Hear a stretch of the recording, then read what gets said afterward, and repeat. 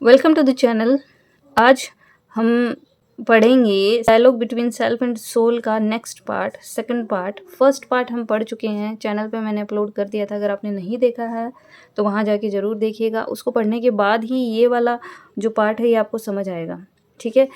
तो देखिए, पिछला जो सेल्फ एंड सोल का जो डायलॉग हो रहा था उसमें सोल ने बहुत कुछ बोला। सोल ने बोला कि भाई जो सेल्फ है, सेल्फ मीन्स बॉडी हियर, है ना, बॉडी है। तो कहते हैं कि भाई देखिए, बॉडी है। वो कहती है, सोल कहती है कि भाई मैं तो एक शरीर से दूसरे शरीर में आती जाती हूँ, है ना। मेरे को जब इच्छा होती है मैं इस शरीर को छोड़ देती हूँ, फिर दूसरे शरीर में चली जाती हूँ। मतलब लाइफ डेथ का ये सर्कल चलता रहता है। और वो मैं ही हूँ जो हेवन तक पहुँचेगा। मतलब शरीर तो यहीं रह जाएगा, सोल जाएगी, ठीक है, भगवान तक। तो सोल ने बहुत बोला, बहुत अच्छे से बोला, ठीक है, जो भी बोला। तो सेल्फ कहता है कि देखो भाई ऐसा है, the life cycle is inescapable, ठीक है। इसको आप एस्केप नहीं कर सकते, बच नहीं सकते, ठीक है। तो लाइफ का जो साइकिल है उससे तो आप बच नहीं सकते। Death and birth, birth and death, ये तो चलता ही रहेगा। तो क्यों ना मैं उसको अच्छे से इंजॉय करते हुए जी लूँ। तो वो कहता है कि भले ही ये जो लाइफ साइकिल है इसको आप एस्केप नहीं कर सकते, मैं इससे नहीं बच सकता, लेकिन फिर भी मैं क्या करता हूँ, देयर इज़ सम एन्चेंटमेंट, कुछ आनंद है इस लाइफ को जीने में भी। हालांकि बहुत सी परेशानियों का सामना करना पड़ता है, पैदा होना, फिर पैदा होने से लेके एक एडल्ट बनना, एडल्ट बनने के बाद में बहुत से ह्यूमिलिएशंस का हमें सामना करना पड़ता है, बदनामी भी होती है कई बार। और उसके बाद ग्रोइंग ओल्ड और growing up and then old, ये जो प्रोसेस है ये बहुत सा डिस्ट्रेस भी हमारी लाइफ में लेके आता है। लेकिन फिर भी मैं इस साइकिल को मतलब स्वीकार करता हूँ। मतलब लाइफ और डेथ का ये जो साइकिल है ना, ये कुछ हद तक मुझे अच्छा भी लगता है। तो वो क्या कहते हैं इस स्टेंजा में, देखते हैं। Myself, a living man is blind and drinks his drop, what matter if the ditches are impure. A living man, living man means जो भी जिंदा इंसान है वो क्या करता है, इज ब्लाइंड, वो ब्लाइंड है, अंधा है। किस लिए? Blind to his true nature, वो अपने खुद के ही जो रियल नेचर है और दूसरी जो चीज़ें हैं ना उन पे वो, उनके लिए वो अंधा है। मतलब कई चीज़ें हैं उसे दिखाई नहीं देती है। कई सी जो उसकी कई ऐसी गलतियां हैं, उसकी कई ऐसी कमियां हैं उसकी जो उसको दिखाई नहीं देती। भई सही बात है, जैसे आपको अपनी कमियां दिखाई देती है क्या? हमें कभी हमारी कमियां दिखाई देती है क्या? हमें दूसरों में ही कमियां दिखाई देती है। मीन्स कहने को ये है कि a living man is blind to his to nature and other things, दूसरी चीज़ें हैं जो इंपॉर्टेंट चीज़ें हैं उसके लिए वो ब्लाइंड है, ठीक है, अंधा है। एंड ड्रिंक्स हिज ड्रॉप, लेकिन फिर भी drinks life to the full. Drinks his drop means the drop of life, वो अपनी अच्छी सी अपना जो जीवन है ना, जो उसको दिया गया है उसको वो फुल्ली जीता है। भले उसमें कितना ही डिस्ट्रेस हो, कैसा भी हो, लेकिन जी तो रहा है इंसान। What matter if the ditches are impure, तो वो कहते हैं कि वो जब उस लाइफ को अच्छे से पी रहा है, उसको जी रहा है, तो व्हाट मैटर, कि क्या मैटर करता है if the ditches are impure. Ditches होती है नाली, खाई या गटर जो भी है, तो वहीं से वो तो लाइफ जी रहा है। अब डिचेस का मतलब है योर सराउंडिंग, जो जिस जिस एनवायरनमेंट में आप रह रहे हैं, चारों तरफ आपके जो लोग हैं, जो व्यक्तित्व है, जो जितना कुछ भी है, वो उसको कंपेयर किया डिचेस से। तो जो जो जिस खाली नाई या गटर से आप पी रहे हैं लाइफ को फुल्ली, तो वो अगर इम्प्योर है, मीन्स अगर आपके एक्शंस इम्प्योर है, आपके एक्शंस इम्प्योर होने का मतलब है बैड कर्मा आप अगर कर रहे हो, तो क्या मैटर करता है, लाइफ तो आप जी रहे हो फिर भी। What matter if I live at once more, कि क्या मैटर करता है अगर मुझे एक और ज़िंदगी मिल जाए। कहने का ये है कि सोल इस बॉडी को तो छोड़ देगी, तो दूसरी बॉडी में चले जाएगी। तो मतलब एक फिर से वही साइकिल, पैदा होना, फिर बच्चा बड़ा होगा, फिर वो अडल्टहुड तक जाएगा, फिर मैनहुड तक जाएगा, फिर वो ओल्ड एज तक जाएगा। मीन्स वही सर्कल फिर से दोहराया जाएगा। तो कहता है कि इंसान अपनी ही जो रियल नेचर है, जो दूसरी जो चीज़ें हैं आसपास की, उन सब के प्रति वो अंधा है। लेकिन फिर भी वो लाइफ को बहुत फुल्ली जी रहा है। भले ही वो जहाँ से उस लाइफ को जी रहा है वहाँ पे इम्प्योर एक्शंस हो रहे हों, भले ही वहाँ पे बैड कर्मा को वो फॉलो कर रहा हो, लेकिन वो फिर भी जी तो रहा है ना। What matter if I leave it all at once. It all मतलब ये सब क्या, मैं एक नई ज़िंदगी फिर से मैं अगर जीता हूँ तो क्या उसमें डज दैट रियली मैटर, कि क्या वो मैटर भी करता है क्या? Endure the toil of growing up, और अगर मैं वही इंड्योर करता हूँ, वही जो टॉयल है, जो टॉयल होता है आपका हार्ड वर्क, आपका परिश्रम, है ना, जो सफरिंग्स, दर्द जो आप एक ग्रोइंग अप मीन्स आप ग्रोन अप होना, मतलब बड़ा होने तक की जो आपकी सफरिंग्स है लाइफ की, बहुत सी चीज़ें आपको सफ़र करनी पड़ती है, वो मैं फिर से जीना चाहता हूँ। द इग्नोमिनी ऑफ बॉयहुड, और इग्नोमिनी होती है आपकी जो बदनामी है, डिसऑनर है या डिसग्रेस जो आपको मिलता है, बदनामी जो आपको मिलती है बॉयहुड में आने के बाद में, होता है कई बार। तो अगर वो मिल रहा है तो भी मुझे कोई दिक्कत नहीं है। The distress of boyhood changing into man, और बहुत बड़ा स्ट्रेस, डिस्ट्रेस मीन्स स्ट्रेस आपको फील करना पड़ता है, आपको सहन करना पड़ता है। कौन सा? बॉयहुड से लेके मैनहुड तक आने का। तो मैनहुड में एंटर करने तक का जो आपका बॉयहुड से मैनहुड तक का जो सफ़र है ना, वो भी फुल ऑफ डिस्ट्रेस होता है, स्ट्रेस होता है। ठीक है, तो बॉयहुड से मैनहुड में चेंज होने का जो आपका सफ़र है ना, वो भी बहुत खतरनाक होता है। The unfinished man and his pain brought face to face with his own clumsiness, और कब सहन करना पड़ता है वो दर्द? द अनफिनिश्ड मैन, कि वो मैनहुड में आने के बाद में भी वो अनफिनिश्ड मैन है। अनफिनिश्ड मीन्स अनडिवेलप्ड, जो अच्छे से पूरा भी मेच्योर नहीं हुआ है। एंड हिज पेन, और फिर उसको और पेन सहन करना पड़ता है जब उसको ब्रोट फेस टू फेस, जब वो फेस टू फेस आता है किसके?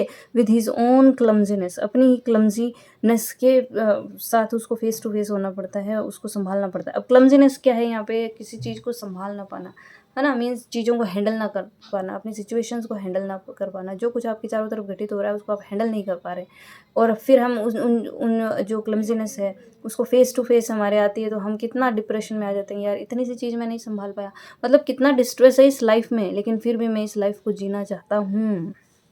वो ये कहता है, सेल्फ कहता है कि मैं फिर भी लाइफ को अच्छे से जीना चाहता हूँ, एक और नई जीवन में मैं फिर से आना चाहता हूँ, भले ही मुझे उसके लिए कितना ही स्ट्रेस, कितना ही दर्द, कितना ही टॉयल करना पड़े, कितना ही एंड्योर करना पड़े, कितना ही सहन करना पड़े, मैं ये लाइफ फिर से एक बार जीना चाहता हूँ। नेक्स्ट देखिए, the finished man among his enemies, how in the name of heaven can he escape the defiling and disfigured sheep? The mirror of malicious eyes casts upon his eyes until at last he thinks that shape must be his shape. And what is the good of an escape if honor find him in the wintry blast? The finished man, अब यहाँ पे देखिए पहले use हुआ था unfinished. Unfinished means the person who is not mature, है ना, immature जो पर्सन होता है। अब फिनिश्ड मैन का मतलब है यहाँ पे the person who is no longer a boy, मतलब अब बॉयहुड में नहीं है, वो अब मेच्योर हो चुका है। The finished man among his enemies, और होता क्या है, देखिए सोल तो उसको उपदेश दे रही है कि तुझे ये करना चाहिए, स्पिरिचुअलिटी की तरफ जाना चाहिए, आध्यात्मिकता की तरफ जाना चाहिए, ये करना चाहिए, वो करना चाहिए, तभी तुम्हें मैं हेवन तक ले जाऊँगा। लेकिन जो सेल्फ है वो ये कहता है कि मैं इस लाइफ को, जो डेथ और बर्थ का जो साइकिल है, ये जब कभी ख़त्म ही नहीं होना है, तो इससे बच के निकलने का फ़ायदा क्या है? मुझे तो फिर यहीं रहना है, मुझे तो जीना ही पड़ेगा, जो भी ज़िंदगी दी गई है मुझे, वो तो मुझे जीनी पड़ेगी।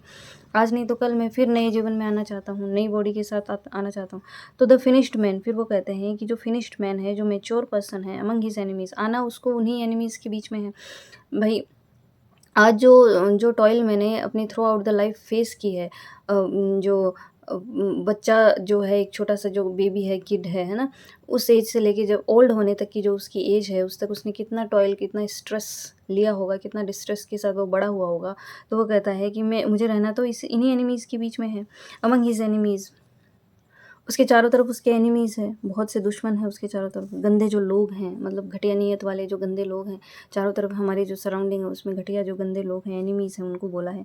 How in the name of haven can he escape, तो कैसे मैं एस्केप कर सकता हूँ दैट डिफाइलिंग एंड डिसफिगर्ड शीप, कि वो जो शेप मीन्स बॉडी और द पीपल, है ना, तो जो डिफाइलिंग, अपवित्र करने वाले, या डिसफिगर्ड मतलब विकृत कर देने वाले जो लोग हैं, जो घटिया जो लोग हैं, एनिमीज़ से जिनसे मैं घिरा हुआ हूँ, तो मैं उनसे कैसे एस्केप कर सकता हूँ? The mirror of malicious eyes, कि उनकी जो मलिशियस क्या होता है, बुरी जो नज़रें हैं, जो किसको दुर्भावनापूर्ण, जो मेरे लिए जो अच्छी भावना नहीं रखते हैं, तो ऐसे लोगों से मैं ज़्यादा घिरा हूँ। और the mirror of malicious eyes castes upon his eyes until at last he thinks that shape must be his shape.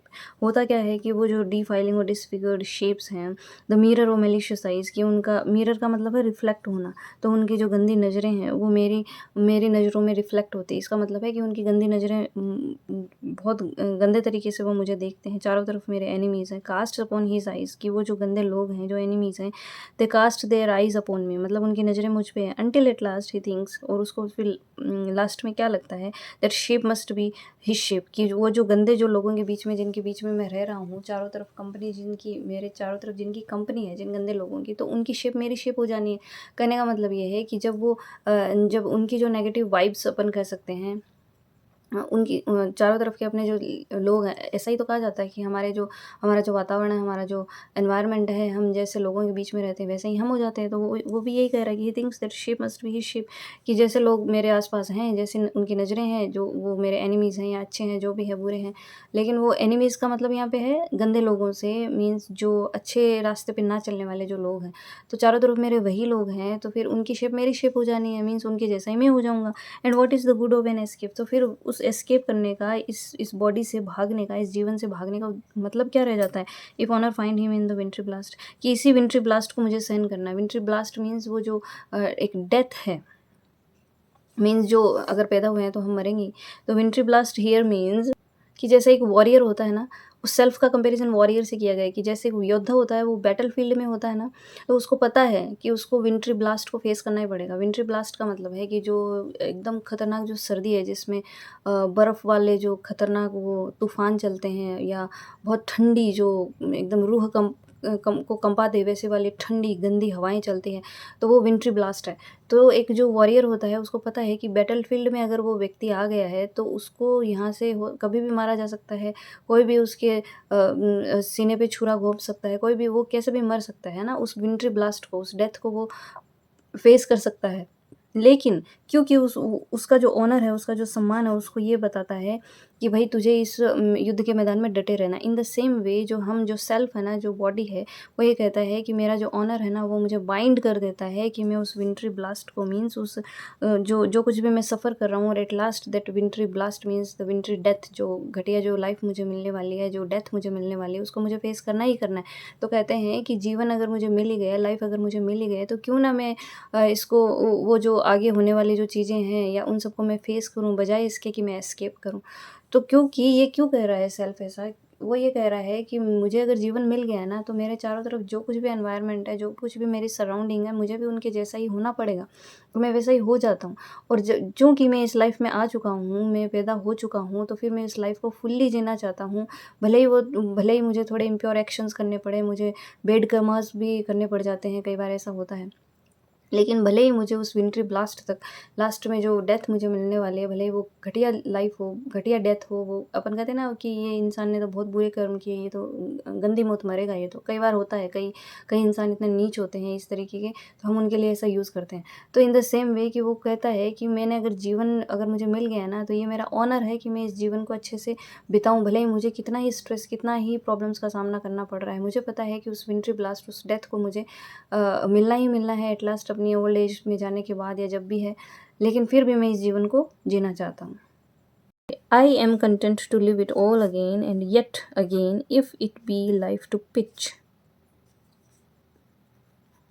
into the frog spawn of a blind man's ditch, a blind man battering blind man. I am content. तो self कहता है कि देखिए जी, भले ही life कैसी हो, मुझे कितना ही दर्द फील हो, भले ही मुझे कितना ही या गटर में फेंक दिया जाए, भले ही मुझे डिसऑनर मिले, बदनामी मिले, कुछ भी हो, भले ही मैं चारों तरफ गंदे लोगों से घिरा हुआ हूँ, भले ही मेरी कंपनी कैसी हो, भले ही चारों तरफ मेरे दुश्मन ही दुश्मन हैं जिनकी बुरी नज़रें मुझ पे हैं, लेकिन फिर भी मैं इस लाइफ को जीना पसंद करता हूँ। आई एम कंटेंट मतलब मैं संतोषी हूँ, satisfied to live it all again, कि मैं इस लाइफ को एक और लाइफ जीना मैं पसंद करूँगा। मैं एकदम से संतोषी हूँ ये इस बात में कि भले ही मुझे लाइफ फिर से जीनी पड़े, मैं जीऊँगा। एंड येट अगेन, फिर से दोबारा, if it be life to pitch into the frog spawn of a blind man's ditch, भले ही if it be life to pitch, pitch होता है फेंक देना, ठीक है।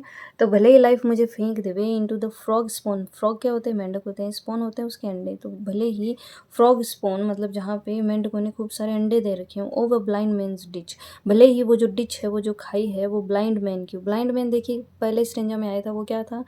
The people are blind to their own follies, they are blind to their true nature और the other things to their own follies. मतलब बेवकूफ़, जो गंदे जो घटिया लोग हैं ना, भले ही वहाँ ऐसे खाई में मुझे फेंक दिया जाए। अब देखिए एक दूसरा मीनिंग इसका ये हो सकता है, frog spawn of a blind man's ditch मतलब है कि जैसे मेंढक है, मेंढक एक साथ में खूब सारे अंडे दे देता है ना, तो वैसे ही वो जो डिच है ना, वो ब्लाइंड लोगों से भरा हुआ है, खूब सारे, जैसे अंडे ही अंडे चारों तरफ, वैसे ही ब्लाइंड मैन है चारों तरफ, तो उनसे वो डिच है वो भरा हुआ है। किन से? वो जो गंदे लोग हैं, घटिया जो लोग हैं।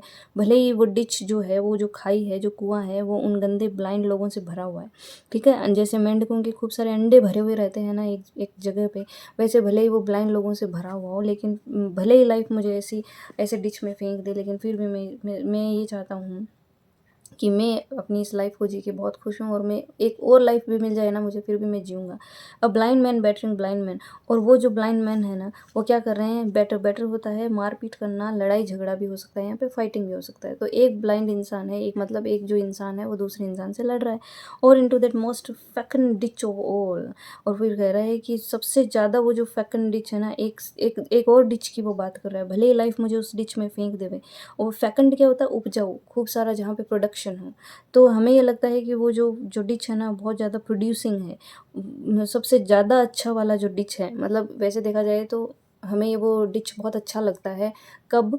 जब when we are in love with someone. अब यहाँ पे जो फैकंड डिश है ना, वो एक अगर कोई व्यक्ति है, अगर वो प्यार में अगर है ना, तो उसको वो डिच, वो जो कुआँ है, प्यार एक कुएँ के जैसा है, तो वो जो कुआँ है ना वो अच्छा लगता है। तो कहता है कि into that most fecund ditch of all, कि वो जो फेकंड जो डिच है ना, जो उपजाऊ जो डिच है, अपने आप में जो फर्टिलिटी को दर्शाता है, प्रोडक्शन को दिखाता है, तो उसमें मैं गिर भी जाऊँ ना, तो the folly that man does, तो वहाँ पे एक जो गलती फॉली होते हैं, गलती वो इंसान करता है, डज और मस्ट सफ़र, और फिर उससे सफ़र करता है। If he woos a proud woman not kindred of his soul, if he woos, कि किसी औरत को वो वू मीन्स होता है किसी को मनाना, है ना, अपने प्यार के लिए किसी को मनाना, तो वूज अ प्राउड वुमन, एक ऐसी औरत को मनाना जो कि प्राउड है, मतलब उसको, जिसको बहुत ज़्यादा घमंड है, not kindred of his soul, और वो उसकी सोल से मैच नहीं करती हूँ, मतलब क्योंकि प्राउड है, तो प्राउड वुमन तो आपको पता है अपने आप में फिर क्या ही होगी वो, तो एक सीधा साधा सा इंसान है, और एक जो औरत है वो बहुत प्राउड है, तो वो उसकी सोल से मैच नहीं कर पाएगी, राइट कंपनी नहीं होगी। Not kindred of his soul, मतलब वो उसकी उसके लिए वो एक राइट कंपनी नहीं होगी।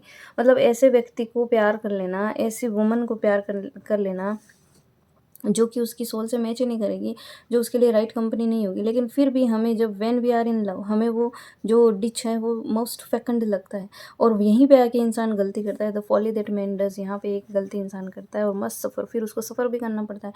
इफ़ ही वूज, और कब सफ़र करता है, कि अगर वो किसी प्राउड वुमन को लव करता है, जो कि उसके लिए राइट कंपनी नहीं है, तो कहता है कि मैं उसमें भी गिरने को तैयार हूँ। सेल्फ कहता है कि ऐसी हर तरह की लाइफ में जीने के लिए तैयार हूँ, I am totally satisfied with it, और मैं इसको एक बार फिर जीना चाहता हूँ, है ना, कि मैं पैदा होऊंगा, फिर मैं अडल्ट बनूंगा, फिर मैं यंग हो जाऊंगा, फिर मैं मेच्योर हो जाऊंगा, ओल्ड हो जाऊंगा, फिर मैं मर भी जाऊंगा, लेकिन फिर भी मैं एक लाइफ और जीना चाहूँगा। I am content to follow to its source every event in action and in thought. I am content, मैं satisfied हूँ to फॉलो करना मतलब लाइफ को जीना, टू इट्स सोर्स, मतलब ये जो कुछ भी लाइफ और ये जो डेथ वाला सर्कल है, दिस सोर्स, इस सोर्स को मैं फुली अच्छे से जीना चाहता हूँ। एवरी इवेंट, प्रत्येक जो इवेंट है इसकी, प्रत्येक घटना, प्रत्येक मोमेंट, हर मोमेंट को मैं जीना चाहता हूँ इन एक्शन, चाहे वो एक्शन में हो, चाहे मेरे कार्यों में हो, चाहे वो मेरे थॉट में हो, मैं पूरी तरीके से सेटिस्फाई हूँ इसको फॉलो करने के लिए।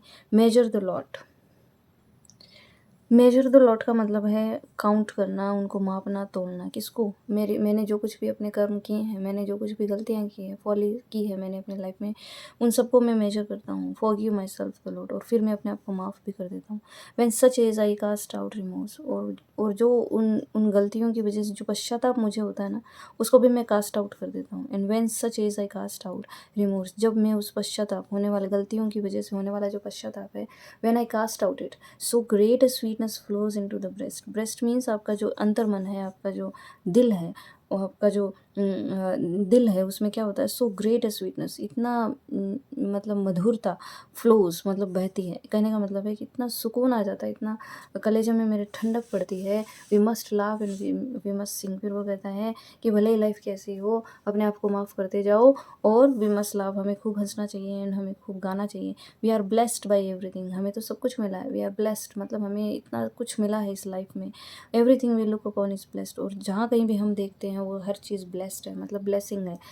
तो सेल्फ कहता है कि डेथ के बाद क्या होना है क्या पता है, तो मैं क्यों सोल की बातों में आऊँ, और अपने यहाँ का जो प्लेजर मुझे मिल रहा है लाइफ को जीने में, उसको मैं क्यों वेस्ट करूँ।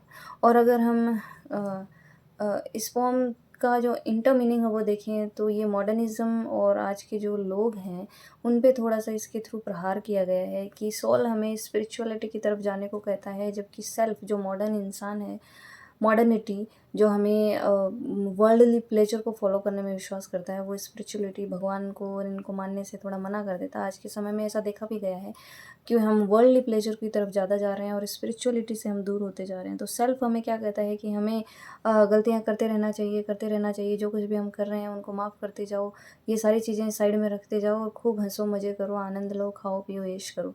जबकि सोल ये कहती है कि हमें स्पिरिचुअल जो वे है उसको अपनाना चाहिए, क्योंकि हमारा जो अंत है ना, डेथ डेथ के बाद में बॉडी तो यहीं रह जानी है, सोल को जाना है जहाँ भी जाना है, चाहे वो स्वर्ग में जाए, चाहे नरक में जाए। तो स्पिरिचुअलिटी ही वो माध्यम है जिसकी वजह से हम दोनों में से एक जगह कहीं भी जहाँ हम चाहते हैं वहाँ जा सकते हैं। तो हमें अच्छे कर्म करने चाहिए, लेकिन जो मॉडर्न मैन है वो ऐसा नहीं कर रहा है। तो आयरलैंड के जो लोग हैं ना, उन लोगों पे इनडायरेक्टली एक प्रहार है कि वहाँ के लोग ये सब सोचते हैं, वहाँ के लोग ऐसे हैं। ठीक है, so this was the poem, second part of the poem, a dialogue between self and soul. I hope आपको अच्छे से समझ आ गई होगी, क्लियर हो गई होगी। अगर आपको सही लगी हो, अच्छी लगी हो, हेल्पफुल रही हो तो लाइक, शेयर एंड कमेंट जरूर करिएगा। एंड हाँ, पॉजिटिव कमेंट करिएगा जिससे मुझे मोटिवेशन मिलता है। हाँ, आपके कोई सजेशंस हो तो वो ज़रूर बताइएगा। मिलती हूँ नेक्स्ट वीडियो में। W.B. येट्स की ही 2-3 पोम्स अभी बाकी हैं, उन्हीं के साथ। तब तक के लिए बाय।